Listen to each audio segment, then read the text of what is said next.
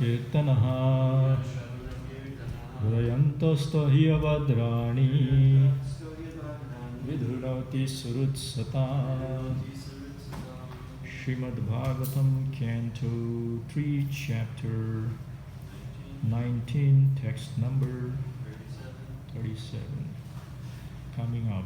Hare Krishna, Krishna Krishna, Hare Hare, Hare Rama, Rama Rama, Hare Hare, Hare Krishna, Krishna Krishna, Hare Hare, Hare Rama, Rama Rama, Hare Hare, Hare Krishna, Krishna Krishna, Hare Hare, Hare Rama, Rama Rama, Hare Hare.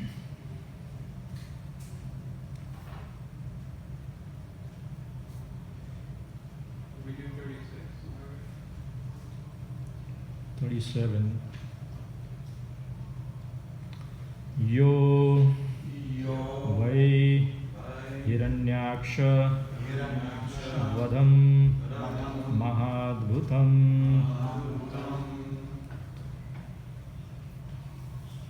Vikriditam Karana Sukaratmanaha Shunoti Gayatya Anumodate Anjasa Vimuchyate Brahmavadhad Api Dvijaha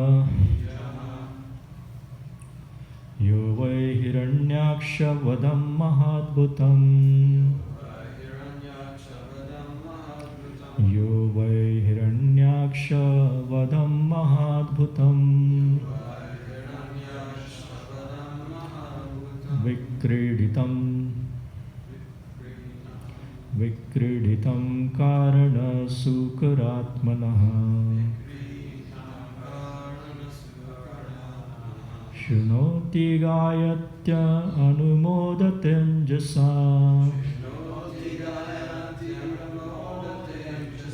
Vimuchyate Brahmavadhadapi Dvijaha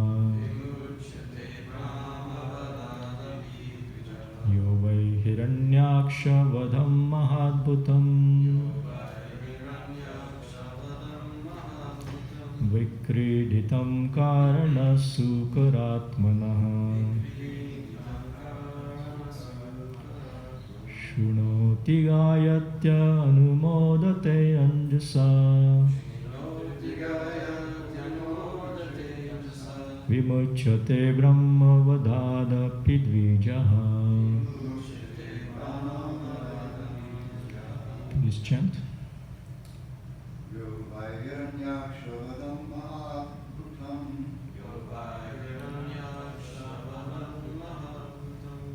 Vikriditam Karanam Sukaratmanaha Shunoti Gayatyanumodate Vimuchyate Brahmavadhadapi Dvijaha.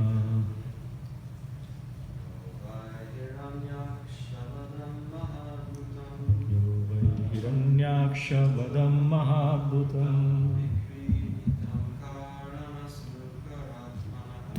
Vikriditam Karana Sukaratmanaha Shunoti Gayatyanumodate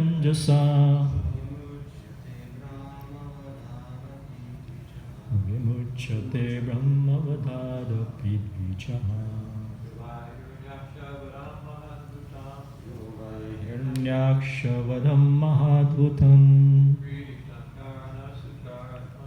Vikriditam Karana Sukaratmanaha Shunoti Gayatyanumodate Vimuchyate Brahmavadhadapi Dvijaha.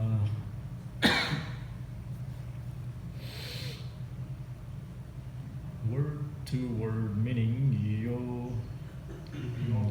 Yaha, he who, Vai Indeed, Hiranyakshavadham, of the killing of Hiranyaksha, Mahadbhutam, most wonderful, Vikriditam, pastime, Karana, for reasons like raising the earth from the ocean, Sukara, appearing in the form of a boar, Atmanaha, of the Supreme Personality of Godhead, Shunoti, hears, Gayati, chants, Anumodate, take pleasure, Anjasa, at once, Vimuchate, becomes free, Brahmavadhat, from the sin of killing a Brahmana, Api, even, Vijaha, O Brahmanas. Translation and purport by Srila Prabhupada. Translation: O Brahmanas, please repeat. O Brahmanas, anyone who hears, chants, or takes pleasure in the wonderful narration of the killing of the Hiranyaksha demon by the Lord, who appeared as the first boar in order to deliver the world, is at once relieved of the results of sinful activities, even the killing of a Brahman.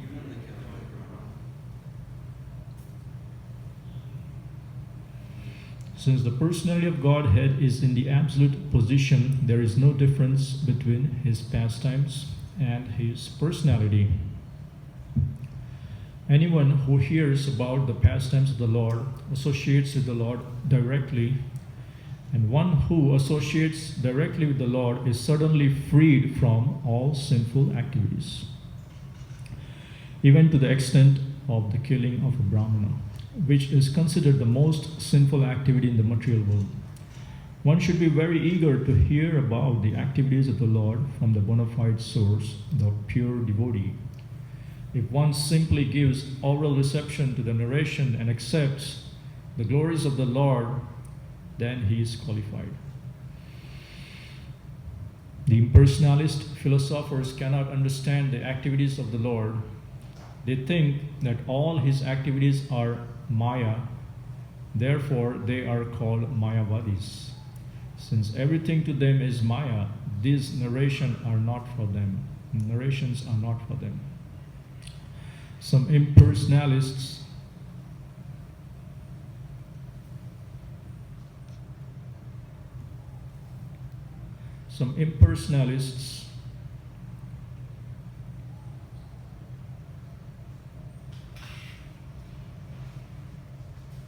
are reluctant to hear Srimad Bhagavatam, although many of them are now taking an interest in it just for monetary gain. Actually, however, they have no faith. On the contrary, they describe it in their own way. We should therefore not hear from the Mayavadis. We have to hear from Sutta Goswami or Maitreya, who actually present the narrations as they are, and only then can we relish the pastimes of the Lord. Otherwise, the effects on the neophyte audience will be poisonous. Text number 38, that's the last text, so we'll be completing this chapter, entitled The Killing of the Demon Hiranyaksha.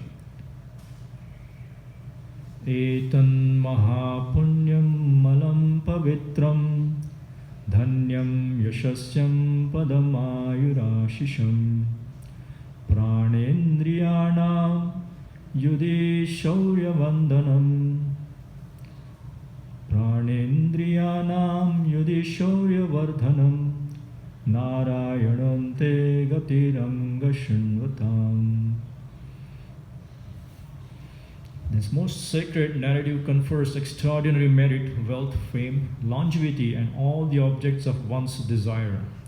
On the field of battle, it promotes the strength of one's vital organs and organs of action. One who listens to it at the last moment of his life is transferred to the supreme abode of the Lord, O dear Shaunaka.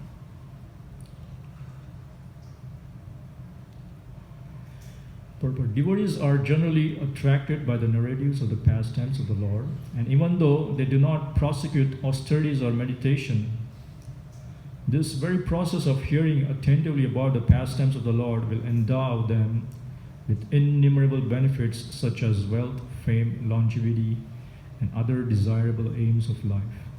If one continues to hear Srimad Bhagawatam, which is full of narratives of the pastimes of the Lord, at the end of his life, one is sure to be transferred to the eternal, transcendental abode of the Lord. Thus, hearers are benefited both ultimately and for as long as they are in the material world. That is the supreme sublime result of engaging in devotional service.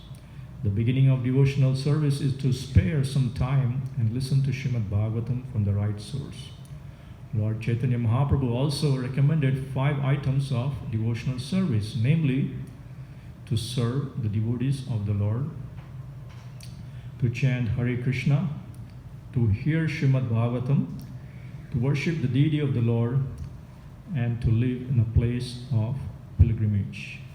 Just performing these 5 activities can deliver one from the miserable condition of material life. Om Ajnanatimirandhasya Jnananjanashalakaya Chakshurunmilitam Yena Tasmai Shri Gurave Namaha. Mukhaṁ karoti vācālam pangum langāyate girim yat kripātamaham vande Shri Gurun Dinatarinam. Vanchā kalpatarubhyascha kripā sindhubhya eva ca patitānaṁ pāvanebhyo vaishnavebhyo namo namaha. He Krishna Karuna Sindho Dinabandho Jagatpate Gopesh Gopika Kanta Radha Kanta Namostute Tapta Kanchana Gaurangi Radhe Vrindavaneshwari Vrishabhanusute Devi Pranamami Hari Priye. Panchatattvatmakam Krishna Bhaktarupa Swarupakam Bhaktavataram Bhaktakyam Namami Bhakta Shaktikam. Namo Mahavadanyaya Krishna Prema Pradayate Krishnaya Krishna Chaitanya Namne Gauratvishe Namaha. Jai Shri Krishna Chaitanya Prabhu Nityananda Shri Advaita Gadadhara Shri Vas Adi Gaura Bhakta Vrinda. Hare Krishna Krishna Krishna Hare Hare Hare Rama Rama Rama Hare Hare. So this chapter is entitled as, what is the name of the chapter? Killing Hiranyaksha, the demon. And the Lord has taken this wonderful form. That's what it says here in the verse. Maha Adbhutam, this wonderful form of boar. Normally in the material world, the boar is not, or the pig is not considered such a glorified animal. Especially back in India, you must have seen, right? When you go towards Loi Bazaar, on the way there is this place where the Muslims, they have their house and the pigs are in the gutter, eating all the filthy stuff. So the activities of the pig are not that great. But then when the Lord comes, it says there, the Lord has come in this chapter we heard earlier before that. He has come as an original boar. He has taken this rupa, this form of a boar or a pig. And it says, Yavai Hiranyaksha Vadam. So the Hiranyaksha Vadam has taken place, or the Hiranyaksha is being killed. Vadam means killed. Maha Adbhutam. So this killing of Hiranyaksha is considered Maha Adbhutam, or this Vikriditam. The next line it says Vikriditam, which means the pastime of killing of Hiranyaksha is considered Maha Adbhutam. Just like we have Prasad and we have Mahaprasad, right? So what is the difference? So when we add Maha, it becomes even more, how do you say, beneficial, the prasadam, or more merciful or more potent. So here the Maha Adbhutam, these activities have become most Adbhutam, or the most wonderful, Vikritam, Karana Sukaratmanaha. And what is the Karana? The Karana was the lifting of the earth, because Hiranyaksha has taken the earth at the bottom of the ocean, so the Lord has come to save the earth. And that is the Karana. Sukar Atmanaha, that Atmanaha, that the Lord himself, Atmanaha, in the form of Sukara, he has lifted the earth. And the next line says, Shrunoti Gayati Anumodati Anjasa. So very beautiful, Shrunoti, this word Shrunu, or hearing. Throughout Srimad Bhagawatam, we hear this word. Even last Tuesday when we were talking about the first verse of Srimad Bhagavad Gita, chapter 7, the first verse. We saw how the chapter 6 ended and how the chapter 7 started. We were discussing how Krishna is Achintya, but at the same time, Achintya means he is inconceivable, he cannot be known, but at the same time he can be known. And how that process Krishna explains in the first verse of Bhagavad Gita. He says, Sri Bhagavan Vacha, Maya Saktamana Partha, Yogam Yunjan Mart Ashrayaha, Asamshayam Samagram Mam, Yatha Jnasasi Tachrunu. So what is the process? We cannot understand Krishna by our own endeavors, but if he lets us know him, and the very first process is Tachrunu, the same word, Shrunu or Chrunu. Here it starts with C, C-H-R-N-U.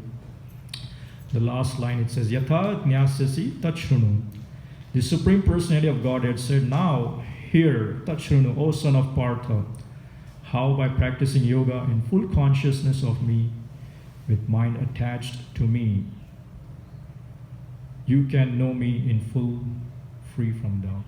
So that's the important aspect. And we can see throughout the Bhagavatam that this Shrunu or Shrunvanti, Gayanti, Grananti Avikshnasha, when Kunti is praying that, hearing of the pastimes of the Lord, Shrunvanti, it starts with Shrunvanti. Shravanam, Kirtanam, Vishnu Smaram, even Prahlad Maharaj is saying, it starts with Shravanam, the process of hearing. And even in the material world, if we have to learn something, how does it start?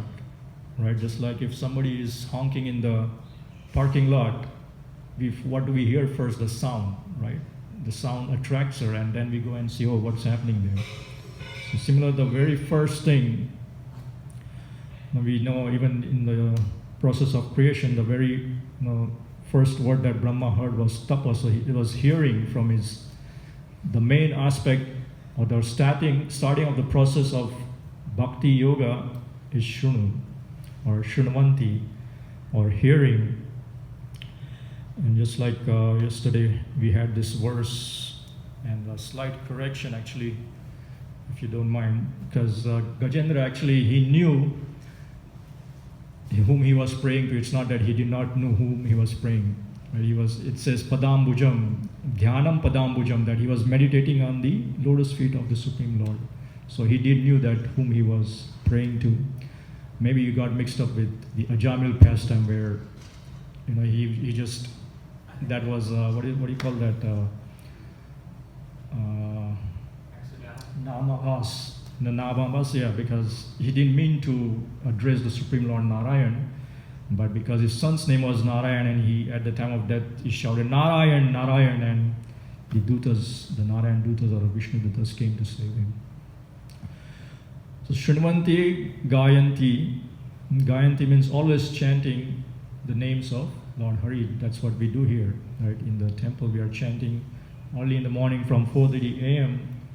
and then different programs, even Guru Puja and different other programs, we are chanting the names of the Lord, or we go outside sometimes to chant in the public so that they can also get the benefit, right? So the Gajendra Moksha, the story is because it says that even animals, they can benefit from the chanting of the holy names of the Lord, because Gajendra is the elephant. So what to speak of the human beings, right? And that's why it said in the previous verse that we have to be very grateful to the Lord. And that's why we chant His name, because the Lord is providing us with all the necessities of the life.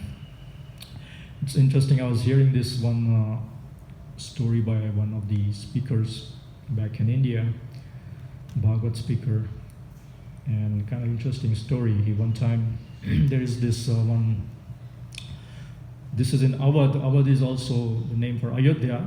Lord Ramachandra's abode is Awadh. Actually, in this Bhutala, in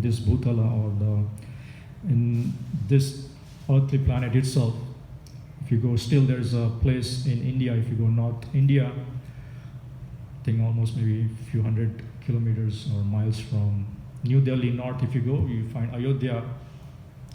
So one of the ashram, there was this yogi or this sadhu, and he was always chanting, he is the Rama Bhakta, because in Ayodhya everybody worships Ram, Sita Ram.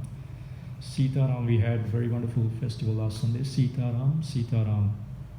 He was chanting all the time the names of Lord Ramachandra. Early in the morning, Pratakala, early in the morning, 4 o'clock, he would wake up and chant the. And if you know, in the place of pilgrimage, apart from the sadhus or the devotees or the Vaishnavas, people also visit, sometimes just as a tourist, they don't have any intention to know about the bhakti yoga or any other process, but they just want to come and enjoy or kind of sightseeing, like, just come as a tourist. So there was this one person who came, and he was also staying in the same ashram. And when he would hear early in the morning this chanting, he would get so disturbed, and he said, "Oh, what is this? I'm trying to sleep here, and this person, this sadhu, is disturbing my sleep." And he couldn't tolerate, it went on for a few days, because Pratah Kala, Nityam Bhagavata, right? The sages or the sadhus, they're always chanting. So he goes and knocks on the door. "Excuse me, can you, what are you chanting? Sitaram, Sitaram, what is, what they do, what are they doing?"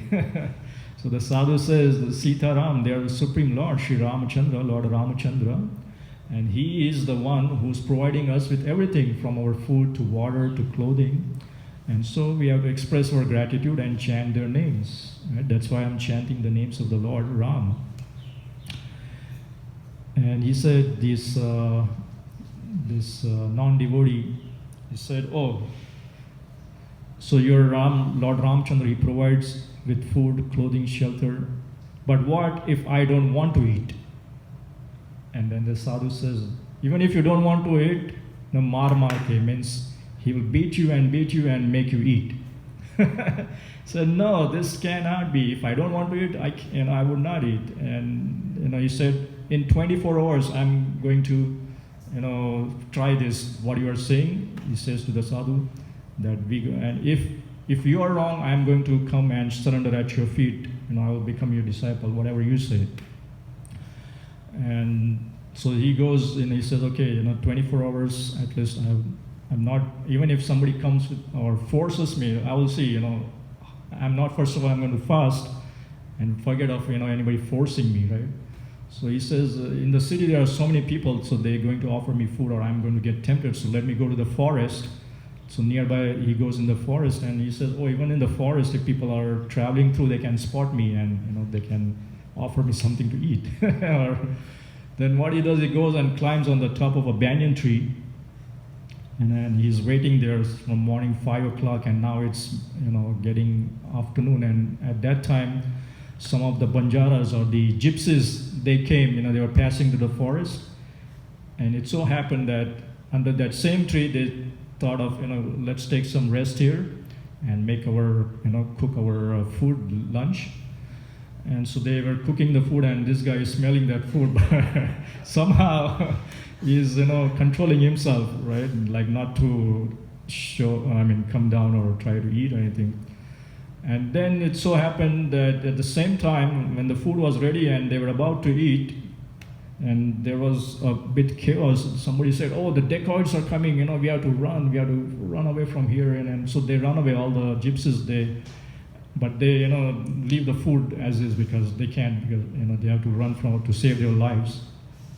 So the food is still there, and this guy is hanging on the tree and looking at the food. And then what happened? These dacoits, they come there. The leader of the dacoits, he said, "Oh, look at this!" And then everybody in his gang, they want to eat the food, and they said, "Oh, we are so hungry. We want to eat this nice offering. There's like so many varieties there, from different types of breads and samosa and this and that." And they are tempted to eat, and the leader, he says, no, you cannot, because what if this is poison? If there's a poison, we all will be dying. Maybe this is some trap, right? And then one of the gang members, he said, "Oh, if this is a trap, we should find who laid this trap in this forest." And he must not have gone far because this looks very fresh, right? And one of the members said, "Oh, if I see him, I'm going to shoot him because he's trying to kill me." And as soon as this guy hears, the guy on the top, the non-devotee, hears that they're going to shoot him, he's scared, and then all the leaves start falling off, and everybody sees up. He's hanging up there. He says, "Oh, you are the one who put this food." He says, No, I'm not the one. He says, "Please, spare my life. Don't kill me. Don't shoot me. I will do whatever you want." And the Sardar, the leader, he says, "You first come down, and then we will see what we have to do." So he comes down, and then he says, so the Sardar, the gang leader, he says, "You have to eat this food first." He said, "No, I cannot." He said, "Why you cannot? You have to eat this, otherwise you're going to get beating." So no, please, I cannot eat for another few hours. So this people, they are thinking that there's some poison in the food, right? And he's thinking, "Oh, I cannot break my vow." So they start beating him, right? And they kind of beat him to eat the food. And then this non-devotee realizes, what that sadhu said is true, that if the Lord wants, and nobody can go hungry, and even by marmarke, means by beating and beating, you get the eating. And then the dacoit said, "So why you were refusing to eat before?" They say, "Oh, he's still alive, right? So there is no poison."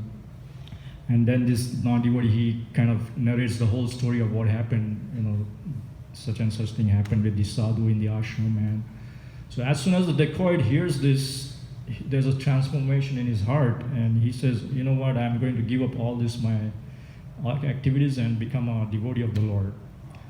And then this non-devotee says, "Oh, wow, what happened?"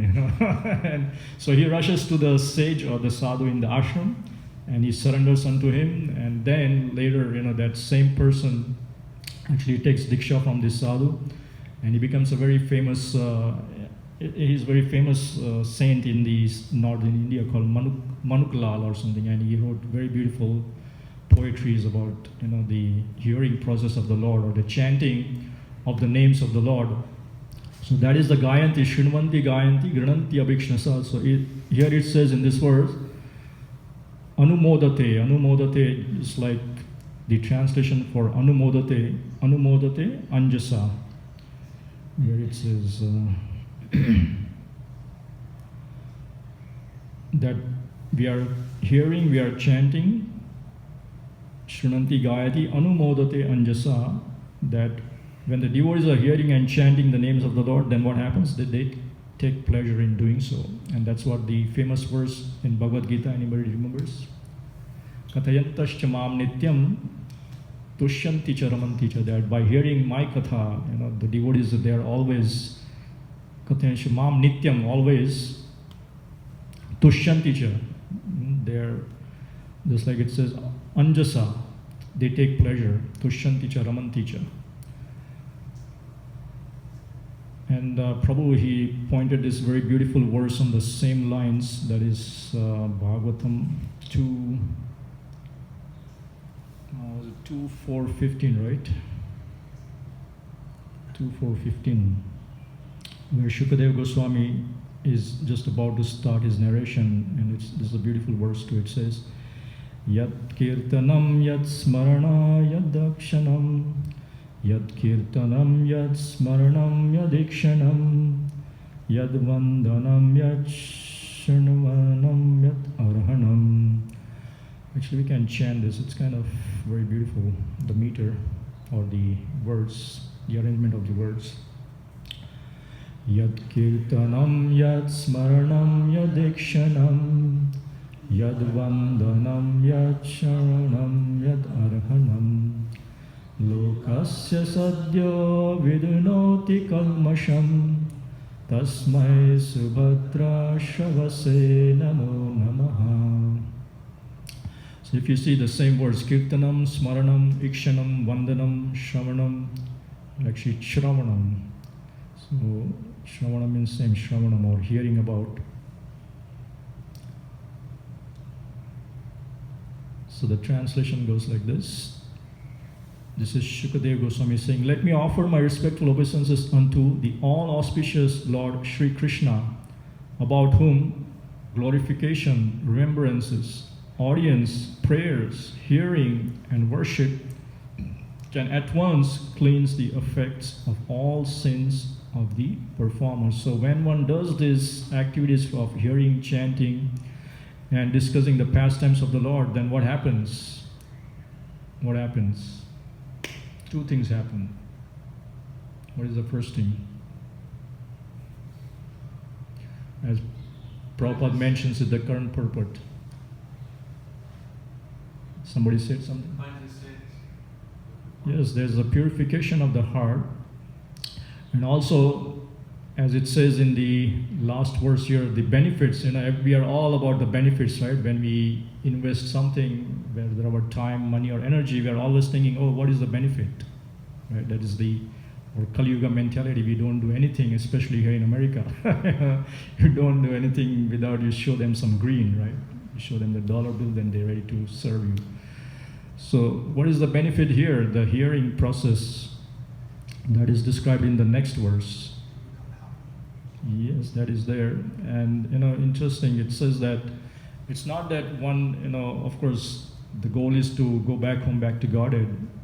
But even in this lifetime, one is endowed with all, it says, extraordinary merit, wealth, fame, longevity, and all the objects of one's desire. Right? So it's not that, we get something in future. Of course, we will get after giving up this body, our gati, or what we are aiming for. But even in this life, we start with peace, wealth, fame, longevity. And this was also we see in the pastimes of Dhruva Maharaj, right? Dhruva Maharaj, he left the kingdom kind of to, he had that revengeful mentality.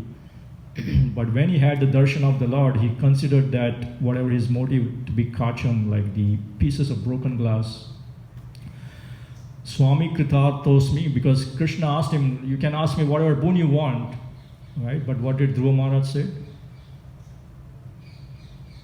I just quoted. What did Dhruva Maharaj say? Swami Kritatosmi Varam na yache, that, oh Swami, oh dear Lord, I am fully satisfied by having just your darshan. Varam na yache, I don't need any other boon. But then what did Krishna do? Right. Right? I mean, much more than what he wanted, And I think in one of the purports or somewhere, it's Prabhupada, or I read somewhere that, it's not that Krishna is going to make you devoid of all your material wealth or anything. He is going to give you even more than what is that? Yogakshemam vahamyaham, right? There's that famous verse in Bhagavad Gita that, what is that? I will carry what you lack, and Yogakshemam. Preserve what you have and carry what you lack. Preserve what you have and carry what you lack. So one shouldn't be afraid of taking up to this process, and the process is starting from hearing, Shrunu, and today is also Kamada Ekadashi, and there is a beautiful story about this Kamada Ekadashi. If you see the Ekadashi Mahatmya, I was going to read that, but it's a long story. But in short, there is this Gandharva who got cursed to be a man-eater or a cannibal, right? And then somehow they observed this Ekadashi, he and his wife, and then he again regained his body of a Gandharva, or what you call other Gandharvas, or the heavenly, or those who reside in the heavenly planets, and they go back to their duties.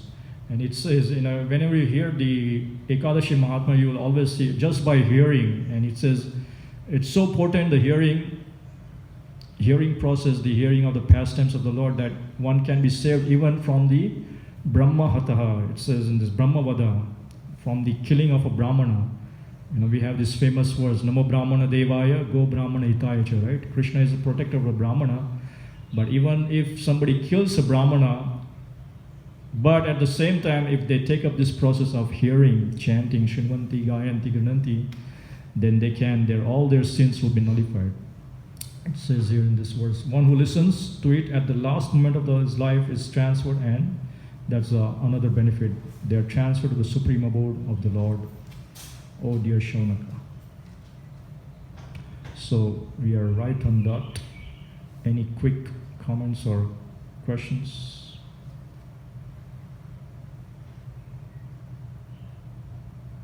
The beginning of devotional service is to spare time and listen to Srimad Bhagawatam from the right source.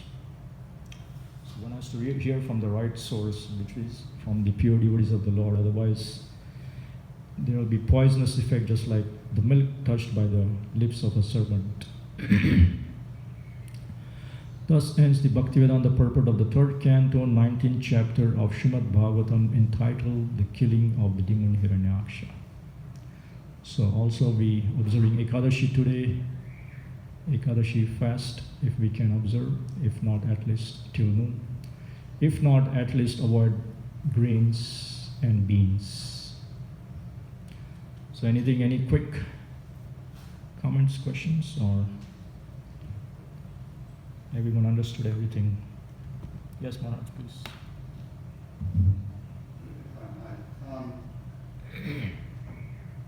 There's also pointed out connections with some of the words in text 37, but there's also a connection with another word, Vikriti. Yes. We see that same word at the end of the Gopi Gita. Gita, Yeah. at the very end of chapter 33, 10th canto, when Shukadeva Goswami is questioned by Parikshit about the morality of his pastimes.